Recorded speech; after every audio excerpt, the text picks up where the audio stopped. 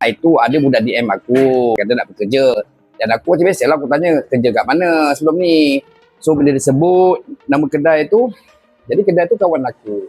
So aku call, bos apa cerita budak ni nak kerja okay tak? So ada yang positif, ada yang negatif. Nak jadikan cerita, 2 hari selepas tu ada pula cerita lebih kurang juga. Bos, bekas pekerja bos tu lari tempat kerja dia lama balik. Oh ya ke? Tak ada pun kawan aku tu bagi tahu. Itu pun kawan aku. Jadinya kebetulan aku pun turunlah pergi arah selatan sana. Aku pergilah tengok sedih. Rupanya ada. Jadi kat sini, siapa yang tak ada bagi tahu aku. Betul aku cuba wasabi dia, suruh budak tu ganti balik duit. Sekian-sekian aku cakap, disebabkan dia dah kencing aku.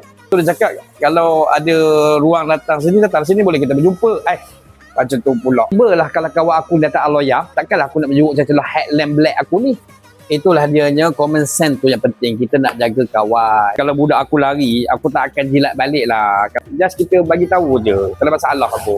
Kalau korang macam ni, kalau sesuai aku tadi, kau biar kerja ataupun korang nak bagi tahu.